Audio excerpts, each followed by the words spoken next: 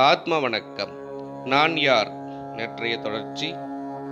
நான் யார் என்பதை ஒருவன் அறிய துவங்கிவிட்டாலே அவன் ஞான வாழ்விற்கு அடியெடுத்து வைக்கிறான் என்பதும், அவ்வடிச்சுவட்டை பின்பற்றி நடப்பானானால் அவன் ஈசன் திருவடி அடைவான் என்பதும் உறுதி என ஆகமங்கள் அறுதியிட்டு கூறுகின்றன. ஆக ஞான வாழ்வின் திறவுகோல் நான் என்பது யார் என்பதை கண்டறிவதிலேதான் இருக்கிறது. சாதாரணமாக நான் கொடுத்தேன், நான் விழுந்தேன், நான் பார்த்தேன் என்பன போன்ற வாக்கியங்களில் வரும் நான் என்பதை ஆராய்வோமாயின், கொடுத்தேன் என்பதில் கைகளும், விழுந்தேன் என்பதில் உடலும், பார்த்தேன் என்பதில் கண்களும் தான் செயல்பட்டன என தெளிவாகிறது.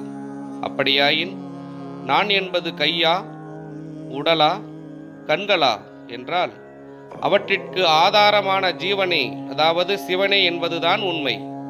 எனவேதான் சிவன் செயல் என குறிப்பிடுகின்றனர். இஜீவனும் நேரே செயல்படாது 96 தத்துவங்களாகிய உடல் உறுப்பு வழியே செயல்படுகிறது. எனவே 96 தத்துவங்களுக்கு ஆதாரமான ஆதி அந்தம் இல்லாத ஈசனே நான் என்பதுதான் பொருளாகும். இப்பொழுது 96 தத்துவங்கள் எவை எவை என்பதை காண்போம். பூதம் 5, அதாவது மண், நீர், நெருப்பு, காற்று, ஆகாயம். கண்மேந்திரியம் 5, அதாவது செவி, உடம்பு, கண், நாக்கு, மூக்கு. புலன் 5, அதாவது சத்தம், பரிசம், உருவம், ரசம், கந்தம் அறிவது. ஞானேந்திரியம் 5, வாக்கு, பாணி, பாதம், பாயு, உபஸ்தம். கண்ம விஷயம் 5, வார்த்தை, நடை, கொடுக்கல் வாங்கல், விடுதல், மகிழ்தல். கரணம் 4, அதாவது மனம், சித்தம், புத்தி, அகங்காரம். அறிவு 1, அதாவது தன்னை அறிந்து இன்புறும் அறிவு. நாடி 10, அதாவது இடை, பிங்களை, சுழிமுனை, சிங்குவை, புருடன், காந்தாரி, அத்தி, அலம்புடை, சங்கினி, குரு. வாயு 10, அதாவது பிராணன், அபானன், வியானன், உதானன், சமானன், நாகன், கூர்மன், கிரிதரன், தேவதத்தன், தனஞ்சயன். சயம் 5, அமர்வாசயம், பகிர்வாசயம், சலவாசயம், மலவாசயம், சுக்கிலவாசயம்.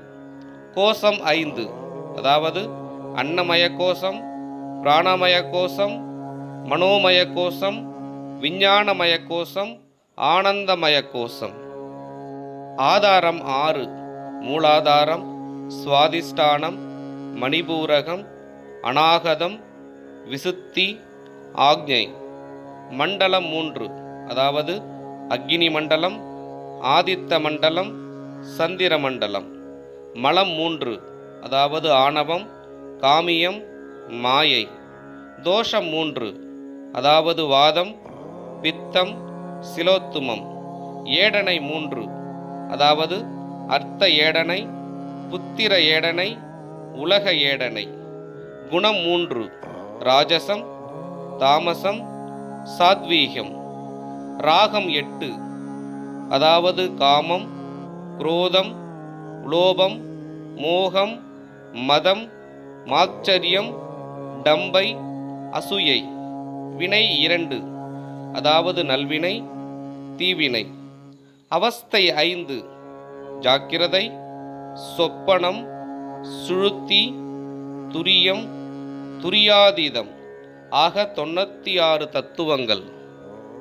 இந்த 96 தத்துவமும் 72,000 நாடி நரம்புகளும் நாள் ஒன்றுக்கு 21,600 சுவாசமும் கொண்ட உடம்பினை இயக்கும் ஜீவசக்தியை அடைவதற்கு இவ்வுடல் நலம் பெறுவது இன்றியமையாதது. இவ்விதமாய் நான் என்பது இவ்வுடம்பல்ல, இவ்வுடம்பில் உள்ள உயிரே. உயிரின் தன்மை இதுவே என்பதை குரு உபதேசத்தால் உணரும் ஒருவன் ஈசனின் அருளுக்கு பாத்திரமாகிறான். நான் என்னும் நிலை மாறி தானே தானாய் தன்மயமாய் ஆகி தீருவதே ஜீவேஸ்வர ஐக்கியம். ஆதியோடு சமம் ஆவதே சமாதி.